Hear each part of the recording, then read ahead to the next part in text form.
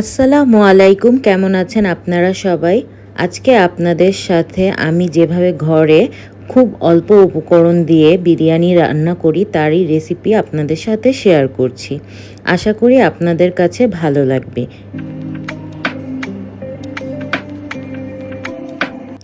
প্রথমে একটি কড়াইতে আমি সয়াবিন তেল আর সরিষার তেল মিক্সড করে নিচ্ছি। এখানে প্রায় দুটো মিলিয়ে 1 কাপ তেল আছে। এখন আমি এতে সামান্য পরিমাণ শাহি জিরা দিয়ে দিচ্ছি, প্রায় হাফ টিস্পুনের মতো। এখন আমি প্রায় 1 কাপের মতো পেঁয়াজ কুচি দিয়ে দিয়েছি। পেঁয়াজ কুচি দিয়ে ভালোভাবে পেঁয়াজটাকে ভেজে নিতে হবে। পেঁয়াজটা ভেজে নেওয়ার পর এতে আমি দারচিনি, তেজপাতা, লং, গোলমরিচ আর এলাচ দিয়ে দিচ্ছি। দিয়ে ভালোভাবে নেড়ে নিলাম। তারপর এতে আমি সামান্য একটু পানি দিয়ে দিচ্ছি যেন পেঁয়াজটা না পুড়ে যায়। এখন আমি এতে প্রায় 3 টেবিল চামচের মতো আদা রসুন পেস্ট দিয়ে দিয়েছি।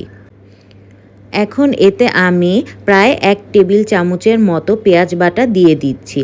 পেঁয়াজ বাটা দেওয়ার পরে এতে আমি লবণ মিক্সড করে নিচ্ছি পরিমাণ মতো। তারপর এতে আমি 2 চা চামচ ধনিয়ার গুঁড়ো দিয়ে দিচ্ছি। তারপর এতে আমি 1 চা চামচ মরিচের গুঁড়ো দিয়ে দিচ্ছি। মরিচের গুঁড়ো দেওয়ার পরে আমি 7-8টা কাঁচামরিচ এখানে অ্যাড করে নিচ্ছি। নিয়ে এখন মশলাটাকে ভালোভাবে আমি কষিয়ে নিব তেল ছেড়ে আসা পর্যন্ত। তারপর মশলাটা যখন একটু কষে আসবে এতে আমি 1 চা চামচ জয়ফল জয়ত্রী বাটা দিয়ে দিচ্ছি। দিয়ে ভালোভাবে মশলাটাকে কষিয়ে নিতে হবে তেল ছেড়ে আসা পর্যন্ত। এখন আমি এখানে আগে থেকে ধুয়ে রাখা মাংসটা মিক্সড করে নিচ্ছি। এখানে প্রায় 1.5 কেজির মতো মাংস আছে। মাংসটাকে আমি প্রায় 5 মিনিটের মতো হাই হিটে রান্না করে নিব মশলাটার সাথে। তারপরে আমি এখানে প্রায় 2 কাপের মতো গরম পানি দিয়ে দিচ্ছি। দিয়ে আমি লো হিটে মাংসটাকে ভালোভাবে কষিয়ে নিব। মাংসটা যখন 50% রান্না হবে তাতে আমি 2 টেবিল চামচ টক দই দিয়ে দিচ্ছি। দিয়ে আবারও আমি মাংসটাকে ভালোভাবে রান্না করে নিব প্রায় 70%-এর মতো। এখন আমি এতে আগে থেকে সিদ্ধ করে রাখা ছোট ছোট আলুগুলো দিয়ে দিচ্ছি। আমি সাধারণত আমার বিরিয়ানিতে এই আলুটাই ইউজ করে থাকি। আমার কাছে বিফ বিরিয়ানিতে এই ছোট ছোট আলুগুলোই ভালো লাগে। আপনারা চাইলে বড় আলুও দিতে পারেন। এখন আমি এতে 1 চা চামচ চিনি, 1 চা চামচ গুঁড়ো দুধ দিয়ে দিচ্ছি।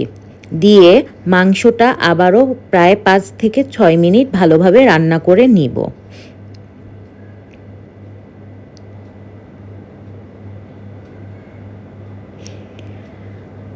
এখন আমার মাংসটা রান্না হয়ে গেছে। এখন আমি পোলাওটা রান্না করব। আমি পোলাও রান্নার জন্য কড়াইতে সয়াবিন তেল, সাথে কিছু শাহি জিরা, 1টা দারচিনি, লং আর এলাচ দিয়ে দিচ্ছি। আমি আর অন্য কোনো মশলা এখানে ইউজ করব না। এখন আমি পোলাও চালটা অ্যাড করে দিয়ে ভালোভাবে ভেজে নিব। পোলাও চালটা ভালোভাবে ভেজে নিলে চালটা পরে ঝরঝরা হয়, তাই আমি প্রায় 5 থেকে 6 মিনিট পোলাও চালটা ভেজে নিব। এখন আমি কিছু কাঁচামরিচও সাথে অ্যাড করে দিয়েছি। যখন পোলাও চালটা ভালোভাবে ভাজা হয়ে যাবে আমি এখানে গরম পানি দিয়ে দিচ্ছি। আমার এখানে 4 কাপ চাল আছে, তাই আমি 8 কাপ গরম পানি দিয়ে দিলাম। গরম পানিটা দেওয়ার পরে আমি এখানে লবণ অ্যাড করে নিচ্ছি। এখানে জাস্ট পোলাওর জন্যই লবণটা অ্যাড করতে হবে, কারণ মাংসতে আগেই লবণ দেওয়া আছে। লবণটা অ্যাড করার পরে আমি ঢাকনা না দিয়েই চালটা সিদ্ধ করে নিচ্ছি ভালোভাবে। এখন আমি যখন চালটা এই রকম হয়ে আসবে তাতে আমি মাংসটা মিক্সড করে নিচ্ছি। মাংসটা আর চালের সাথে এখন ভালোভাবে মিক্সড করে নিয়ে এখন আমি ঢাকনা দিয়ে ঢেকে ভালোভাবে পোলাওটা দমে বসিয়ে দিব।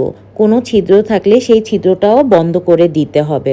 প্রায় 20 মিনিটের মতো আমি বিরিয়ানিটা দমে রাখবো।